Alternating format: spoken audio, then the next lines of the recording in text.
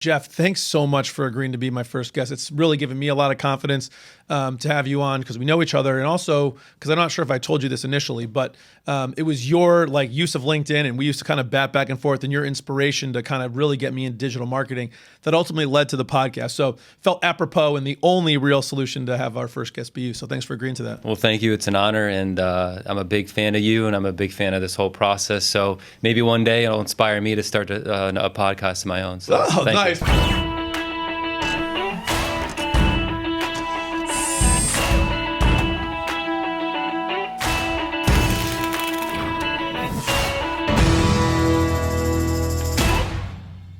Hey, welcome to the Made in America podcast. Our guest today is Jeff Whitaker, president of American Cladding Technologies. Had the pleasure of knowing Jeff for about 3 years since our two companies started working together. And really interesting history, I think. Jeff has worked at the parent company of ACT for over a decade before taking the reins of American Cladding. So I think it's really kind of interesting kind of organizational opportunity to learn from Jeff and that experience. And beyond that, Jeff, you also had a really interesting history sort of going from sales to quality management, to operations, and now to president. So I think that's in and of itself going to give us some really interesting insights. So thanks a lot for coming on today. Well, thank you. Again, I'm honored. That's awesome. So listen, it is Made in America podcast. So the first question is, what do you make and why do you make it? So we actually don't make anything. We're more of a service company. We used powdered metal and we fuse it to a metal substrate using a laser. So basically we coat parts to make them last longer. Whether there's a wear or corrosion problem. That's kind of what we do. As far as why we do it, it's kind of ironic that you asked me that because it's a little bit of a backstory. Probably about 4 or 5 years ago, I was heavily involved with watching the TED Talks on YouTube. So I saw this one TED Talk, Simon Sinek is his name. And he, if you know Simon Sinek, his book is Start With Why. And most companies don't start with why. They start with what they do and how they do it. But the why is really why you're in business. So I ended up reading that book. First, I showed the video to the management team. They were really interested in it. Then I read the book. Some other managers read the book. And so we started talking about really why are we in business. So we kind of created our vision statement for the organization, which is to create a meaningful and engaging business platform and leverage that to better the lives of everyone we can possibly touch, starting with our employees and our customers, suppliers, and then the community. So that's kind of why we're in business. Oh, that's awesome. Yeah. So maybe we could go a little bit farther back. So, I mean, you got started in sales. You went to quality. Maybe give us a little history of kind of how you kind of built up that career and ultimately ended up in the position that you're in. Because I think a lot of people would like to replicate something like that. Yeah, so it's a very unorthodox path I took. I actually went to college. I played soccer growing up. I love the sport, so the reason why I went to college was really to play soccer. So I actually failed out of college my first try, and I was there for 5 years, and I was basically flipping burgers at a Friendly's type restaurant in my local town. I was friends with a group of kids, and one of my friends said, "Hey, you want to come work at a company I worked for?" I didn't know what it was at the time, or that his dad owned it, but I said sure. So I applied and started off in sales. Kind of didn't really like sales. I'm not a really good salesperson, and then moved into quality. Worked my way up through quality from inspection, became quality manager, and then as far as moving into the operations side. That's an interesting story. There were quality issues in our laser additive division, so I ended up going over there and kind of helping them through those issues. But while I was over there, I said, this is the future of welding. So I kind of stuck around, said to my boss, the CEO, "Hey, I'm interested in kind of moving in this direction. What do you think?" So we kind of made a career path for me, and I guess here I am. But to go take a step back, I mean, he really enforced me to go back to school, finish that up, which I did. Oh, you did? Back in 2013. So okay. I was able to, How many years did you have left? Oh, gosh, I probably had a year and a half. I mean, so 6.5 all in? Yeah. There you go. Yeah. All right. Hey, what I mean? Some of us haven't even finished yet. So there you go. So that's kind of my path. So let's talk a little bit. One of the things I think that's really interesting about kind of American Cladding Technologies is that you spin off from Joining Technologies. And I Right. think in talking to other manufacturers, in the area, I think people are always kind of looking at how do we diversify our lines of business? If there's something new that we're doing, how do we know if that should be a new company or just something different that our existing company offers? So I know that ACT started kind of within JT. So maybe you could just talk a little bit about how that sort of started and how this new thing came up to be, and then why you ultimately spun it out to be its own company. Yeah, so actually, the first business that was spun off from Joining Tech was a company called Joining Technologies Automation. They design highly engineered platforms for customers based around laser technology. They integrate customers basically. So that ended up being successful for the business. So then we did kind of separate ACT. It wasn't called ACT. It was our laser additive division because we did much larger parts. It really didn't fit the model of Joining Technologies, and we actually couldn't fit the parts in the building. So that's why we kind of went to a separate building. And from there, the business kind of grew. We had a really good success with one of our customers.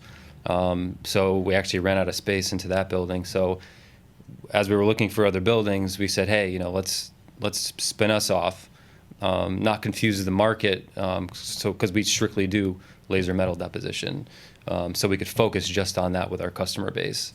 So that's kind of why we broke off, because of Joining Technologies Automation was a success, and then we started to grow the business and eventually broke it off into its own. So kind of sussing that out a little bit, it seemed like there was, number one was, it definitely wasn't the exact same Right. line of business. So same customers or different customers from Joining? Mostly different. I mean, some of them, there was some intermingling, and there still is, but it's mostly different customers. So where is the overlap, right? Like there's so obviously JT uses a lot of laser technology. So cladding is based on the laser cladding is based on laser technology. Is that the limit of the overlap? Like I guess how did it start off with getting this new idea even to begin with if it's not so much the same? Back in I think 2006, the owner saw this technology and said, hey, this is the future. He's always looking for the next best thing. So an aerospace OEM came to us and said, hey, you guys need to look at this. So we did. We decided to invest in it. It was a bad decision after we did the investment, only because the aerospace industry wasn't ready for it. Wasn't ready for the technology. There was no specs written. It just wasn't ready. So with that said, my VP of engineering, Scott Peppel, actually built the business from the ground up. Needed to find other work. So he started researching and seeing what else was out there that could use the technology.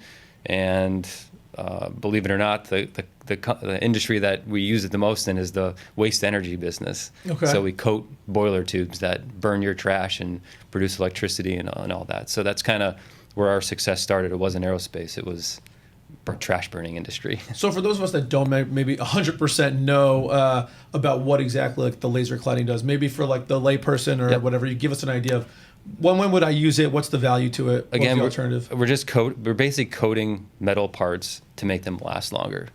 Okay. That's as straightforward as I can explain it. We also do part restoration if something's mismachined or if something has worn down. We can build it back up to the dimension it needs to be at, and it gets machined back down.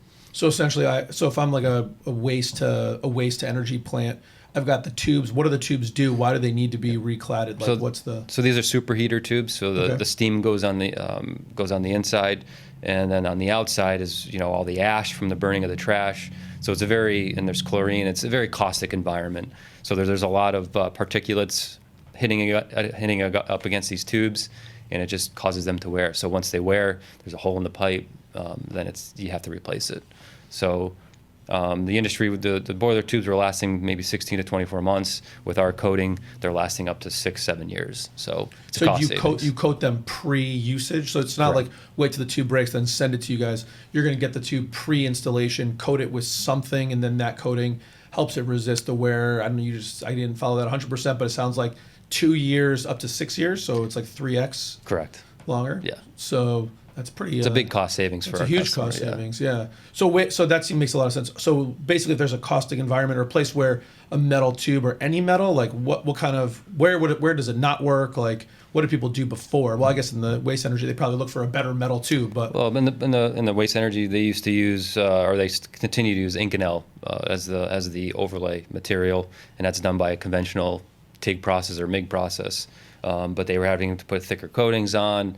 The coatings weren't lasting as long. With laser technology, we can put a different alloy type on that a MIG process can't, and we can go thinner, and it lasts longer. So the benefits of the laser is we can use many more different alloy types than the typical MIG or TIG. And so, in what areas do you feel like there's applications for ACT's technology and what you guys do that hasn't really been living up to the hype, or who hasn't seen it and why haven't they seen it? Like, where could it grow more? Aerospace for sure. We're actually seeing aerospace grow more and more on the repair side. We do a little bit on the OEM side as well. Blades. I mean, blades wear. That's becoming a big industry for us. Coating the tip of the blades with a hard face. And then some plastic and mold industry. We're doing anything that wears, really. We can help. I mean, there's other technologies out there that help with wear, and they work, which is great. But there's other areas where it's not working, and that's when we kind of step in and solve that problem. And is it replacing what's there because it lasts longer, because it's faster, because it's cheaper, all the above? Like, it could be all of the above. The older technologies, there's inherent problems with the new technology like laser. There's definitely benefits to it. I can talk about them, but you may not understand Sure. the technology. But Yeah. there's absolutely better benefits to laser.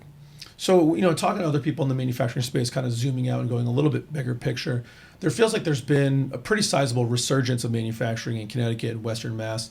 I'm just wondering, kind of, what's your view on that? Do you think that ACT's been able to take advantage of that? What's the cause of it? And I'm just interested in your feedback on that. Yeah, so we're definitely seeing that in ACT because it's a newer technology, and as I mentioned, we're having to educate a lot of our potential customers. We're very, very heavy on the R&D work, which means customers are recognizing it. They're looking at the investment and possibly changing over from those old technologies, or from not using anything to now using our technology. So we're definitely seeing an increase in new customer base and their willingness to invest in it.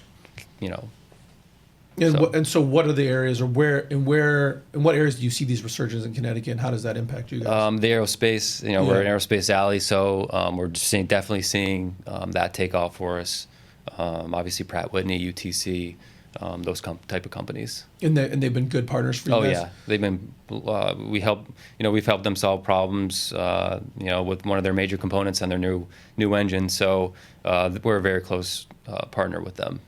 And so for companies that would look and say, hey, how would I get to be a partner with one of the OEMs? How do I get part of that business? Like, what advice or what tips have you guys done it? Like, what's honestly, the reason why we're in the position we are is because we helped them solve a problem they couldn't solve. So if you're looking to get into those type of companies, you just can't take over current business that they're doing with somebody else. You look to solve a problem that they can't already solve. That's really my advice. Yeah, give them something they can't do on their own, and then once you establish trust and have shown them what you can do, that's pretty much where it goes. What do you think? What's inside of you, Jeff, that's driven you to succeed and push you from? I mean, listen, you went to college to play soccer as opposed to playing soccer while in college, right? So that tells you something. And then somehow you went from flipping burgers to running a manufacturing company. So there's a ton of people that would love to either A, hire someone like you, or be like you. Maybe you could talk about what's inside you, what drives you to succeed. I'm not saying I've succeeded by any means, but I think everyone has a story. And growing up, I played sports my whole life. I had some great mentors in sports. I think that's definitely shaped kind of who I am. I had a good family, good mom and dad. So I think for me, it's been the sports background, because it forces you to have to deal with certain situations, high pressure situations, deal with a multitude of different type of people. So for me, it's been the sports, I think. So it's really pushed you to succeed. Yeah. And so, do you feel like you have a passion for manufacturing and what you've done? It's hard, right? I know building up a business, even whether it's strictly from scratch or nearly from scratch, right? At the end of the day, like you talk about those same challenges, right? It's finding customers, convincing them to do what you want to do. It's funny, I've often told the story, I remember when I first started IT Direct, which was back in 2002, I remember arguing with people about why they would ever want to have email on their mobile phone, right? Like we'd go down and sit with them and like no one ever needs email on their phone. And obviously now that seems pretty anachronistic, but it's a battle in the beginning. So, are you passionate? What kind of makes you fight through those challenges? Because I know what we do works. The difficulty is, articulating that to a potential customer. So you just have to find common ground. But I have a passion for solving problems. Right. So that's kind of where it comes from, and I know we can. So that's what pushes you through those like tough times. And growing a business, it's as challenging as it is, and it has been. I've learned a lot, and it's been fun. Right. As stressful as it's been fun too. Right. So let's talk a little bit about that. Like, where have you? I don't know. Maybe think about a little bit about what are some of the real tough challenges that you feel really good about having conquered, or at least somewhat conquered. Right. They always seem to come back later. But yeah. We've been points where we struggled financially as a business just because we're a new business, and it just takes money to continue to grow. And we've went through probably a year or so tough spot. But I look back now at it, and you grow so much from it. It's almost like during the time it happened, you're like, oh, I wish we're not going through this. But when you're out of it, you look back and you're like, I wouldn't be the person I am today if you didn't go through that. Absolutely, absolutely. Well, thinking about that and money, businesses need to invest to grow, and it can be tough, especially in the startup phase. Yeah. But at any phase, I think there's always a challenge. There's competing demands, for dollars, and so when you guys are looking at where you're investing your dollars, where do you guys feel like the investment generates the biggest return? Right now, we're investing a lot in our marketing and sales efforts, like SEM, SEO, stuff like that. It seems to be working right now. We don't have a huge budget for it because we're still a startup, but that's kind of where we're spending our money now, and trying to find free avenues as well always helps. So trying to make the right connections in the sales and marketing side. To try and get more customers and bring them in the door. And just more, so people can see us. Where are you finding your biggest challenge? Is it more in finding people that are interested, or getting interested people to be able to switch their spec over? Because I know we've spoken before, and we've talked a lot about how every industry, no matter what they are, kind of get into a rhythm, and then sometimes it even becomes codified in a specification. Then you show them a better way, and they're like, "Yeah, Jeff, that looks a lot better." Except I look back at my spec and it doesn't say that. So even though it's better, faster, cheaper, I can't do it. Do you fight that battle, and how do you get around that? We fight it every day, and there's a lot of times we can't get around it because we're working with the Navy or some of the government agencies, and they're just time is money, and they're not going to spend the money if they already have something that works. But there are industries where they do change over their specs, or they gave us some sort of deviation or approval to do it. But it's challenging. We're seeing more customers come to us now because they do see the benefits. So when it comes to people not wanting to change their specs, we kind of, if we see that it's not going to go forward, we don't waste our time with it, even though there is an opportunity there. We try to move on to where it's going to work. Oh, that's a really good idea. So not trying to sell the unsellable, right? So how do you identify that early on? How do you know someone? How do you identify somebody who might be willing to change versus somebody who you feel like just isn't going to be willing to change? We know that fairly quickly. They're pretty much upfront with us. If they don't feel that that's going to move forward because of the specifications, they tell us. Right. So it's pretty straightforward. And so you mentioned before that you guys are doing a lot of R&D. So is that customers coming to you and saying, hey, Jeff, we've got this part options or these various parts. We'd love to know if you can do it. Then they'll help kind of you figure out if it can be done. And then if it's done, they'll execute. Or talk to me a little bit about what that's all about. So a customer will come to us with a problem, like I said, and then we determine if we can help them or not. If we can, it's kind of done in phases. So we start off with the R&D. Maybe we don't take their actual part, but we take something representative on the smaller side, and we show them the feasibility that yes, this either works or no, we cannot do it. So if it can work, it goes to the next step. We actually do a part. We give it back to the customer. They do their testing on it. And then if that works, then we start scaling into production. So that's kind of a typical process for us with a new customer. And do you find people are pretty willing to kind of go through that phase because they're used to doing that in other places? Or if someone, yes. I think where we kind of stumble a little bit is a lot of people don't like to pay for the initial R&D. Jeff, that's everywhere, right? Yeah, exactly. So, we do our best to work with the customer during those situations and to make it work, especially if we know we can help them solve a problem. And try and explain the value on the Yeah. back end. So you'd mentioned sort of like the waste energy as a place where you've seen some success. Where are some other areas that you've already seen adoption or beginning adoption and success? You said aerospace, mostly like on the MRO side?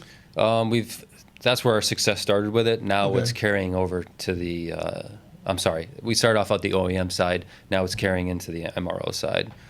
So we're going after our FAA. So you have to get your certain certifications to be able to do the work. Sure. So we're doing all of that right now.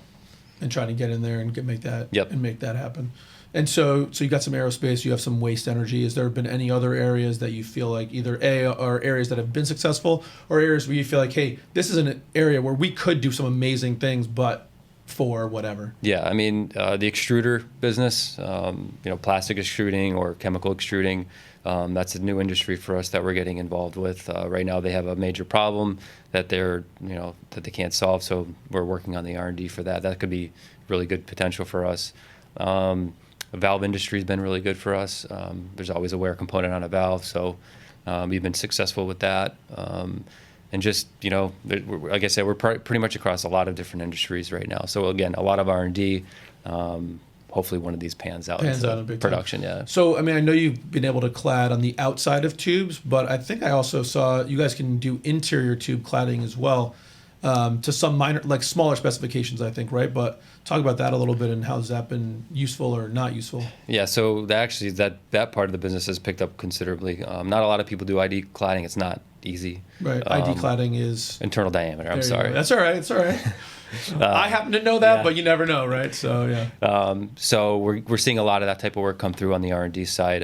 Again, that's got high potential for successful with it.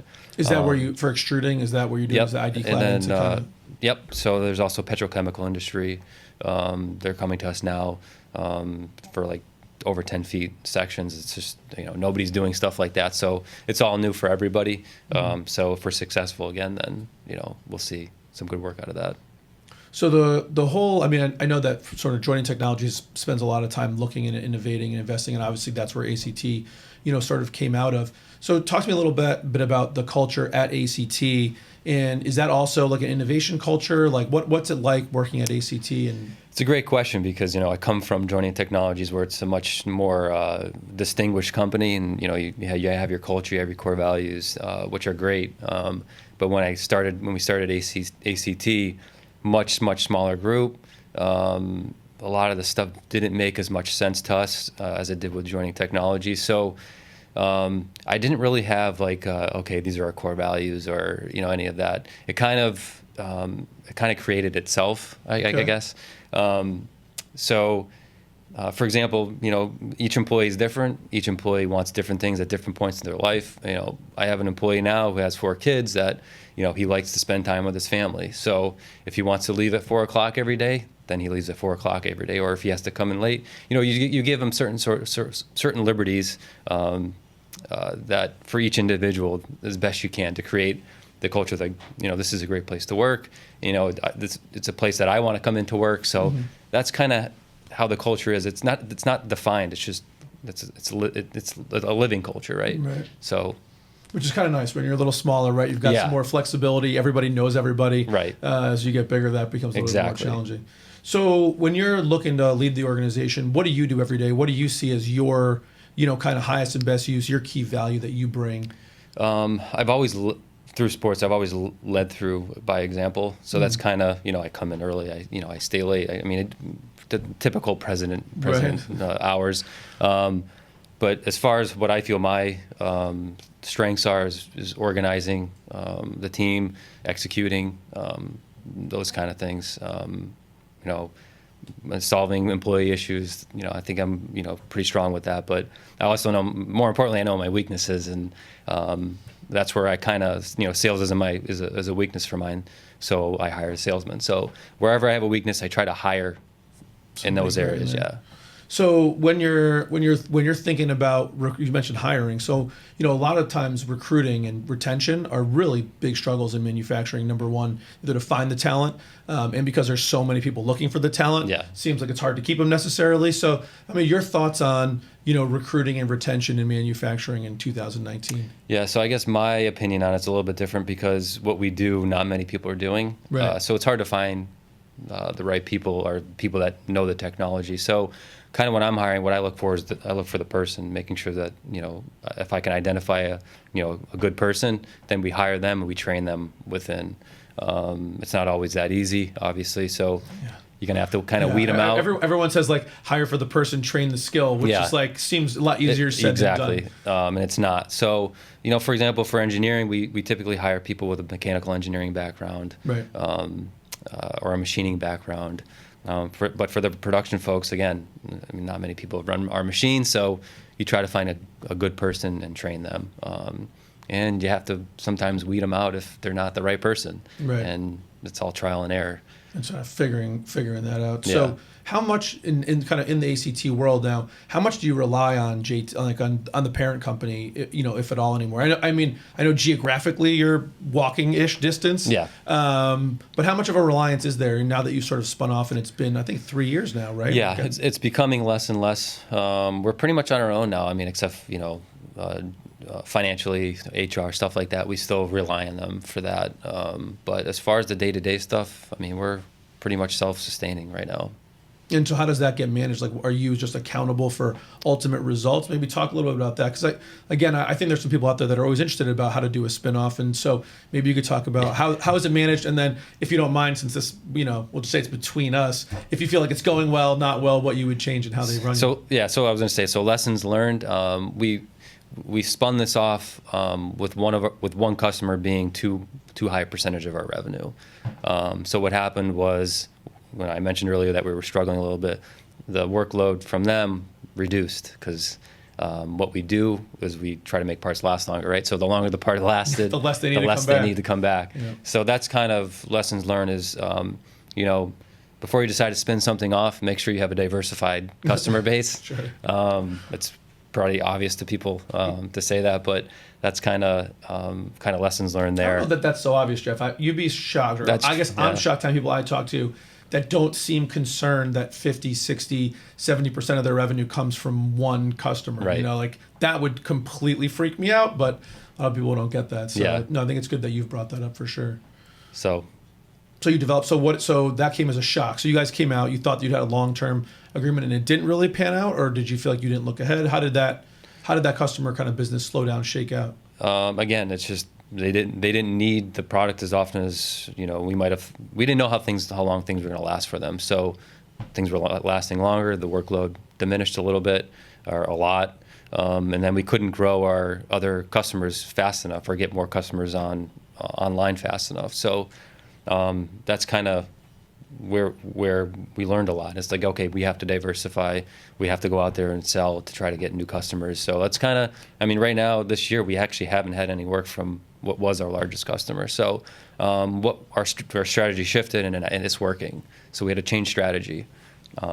Dude, that's pretty amazing. Maybe you wouldn't be surprised, but there's a lot of companies that can't make that pivot. There's plenty of companies that have made the mistake of letting a customer become too much a part of their Yep. revenue stream.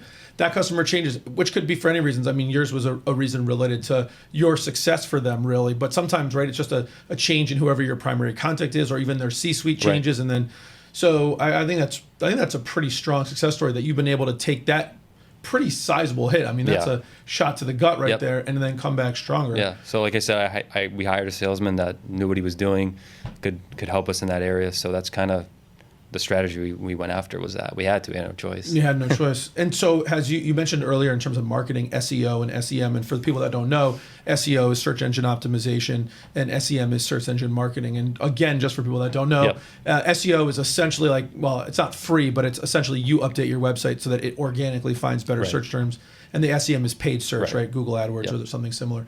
So how functional has that been for you? Do you guys, certainly SEO is a little bit harder to track, but SEM, there should be a direct kind of ROI on what you spend. Are you finding that it's working? Talk a little bit about about that? We didn't do it. Actually, we did it in the beginning, and then we stopped for a while, and then we just started doing it maybe 2 months ago, 3 months ago, and we started seeing hits come through our website. We have a page called Ask a Gladiator. Oh, nice. Yeah, so gladiator, just a play on words there, but we have a form they can fill out if they have a question, they want to do business. They use that. So we were seeing a lot of that traffic come through now. We had more phone calls come in. I mean, that's how we knew it was working. That's how you know it's working. Yeah. So, but how many of those calls are you finding that the calls and the inquiries they turn good? into business? Yes, they do. Yes, I would say, 50% probably, and I think that's a good number. That's a huge number. Yeah, that's a huge number. So how are you who's doing the SEO and SEM oversight? So my salesman right now he's looking to offshoot that now, trying to find somebody to do that. By the way, your salesman sounds amazing. You probably should not share his name. Well, actually, I've known him since 5th grade. So. Okay, so he's safe. Yeah. Safe. Okay, all right. So yeah, we would, Because you got a guy that's out there who can do the sales, who can bring in the customers and manage your SEO and SEM efforts successfully. He's struggling with that right now, but yeah, it's becoming more overwhelming now as we're growing. So that's why he's looking to find somebody else to offshoot that and find out how that works. But yeah. And so when you're looking at that, and maybe don't want to give up all of your secrets, but kind of what's been the approach you've taken to figure out how, because there's a ton of people out there, myself included, right, who have tried SEO and SEM and other types of digital marketing and haven't really found near the success rate. So, just speaking for myself, when we've tried it, every time we've done it, we've absolutely seen an increase in inquiries. What we don't see is good inquiries. Mm-hmm. So, we end up with a lot of in our world, for instance, we'll get a lot of people literally reaching in to be like, can you sell me a computer for my house? So obviously we're not using the right terms or targeting the right people since we don't even do that business. Yeah. So what have you done to, what have you guys looked at strategically to get the right people coming in the door? So again, not a lot of people do what we do. Okay. So that, I think, is the differentiator between our business and IT Directs is... Fair point. Yeah. Fair point. So we have less competition. So if people are actually looking for laser cladding, and no one needs laser cladding on their house. So, correct. Right. Yeah, actually, cladding's used in other industries as a term. So we do sometimes we get cladding outside of a building. Oh, sure. We do Different thing those, altogether. Yeah. Okay. But yeah, I think that's the differentiator. There's not a lot of people doing what we're doing, so people are specifically looking for what we do. What you do. So how new is laser cladding technology? It's been around for a while, actually, but again, it was all academia for a while, so it was all being done in universities, things like that. In theory, this is something that could work, but wasn't working. Right.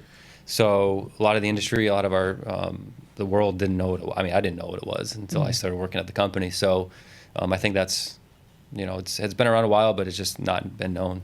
So my understanding is very elementary, so let's just say that. But my understanding is that laser cladding is actually an additive manufacturing process, and there's been a lot of conversation and talk about additive manufacturing. We talked offline a little bit about 3D printing. We can get to that in a little bit, but that's all the rage, right? Industry 4.0. Yeah. Some of that's technology, and some of that's buildup of manufacturing versus sort of the takeaway process. So just a little bit, maybe talk about what makes laser cladding and additive technology. How does it relate to 3D printing or not? And is sort of the general zeitgeist that additive is better? Is that helping you guys? No impact? Maybe talk about that. So it's kind of strange in how this there is a big 3D printing buzzword, and everyone knows what 3D printing is, but the additive manufacturing, laser cladding, it kind of got skipped.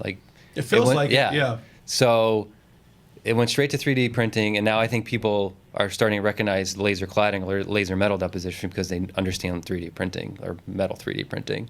But they are very different.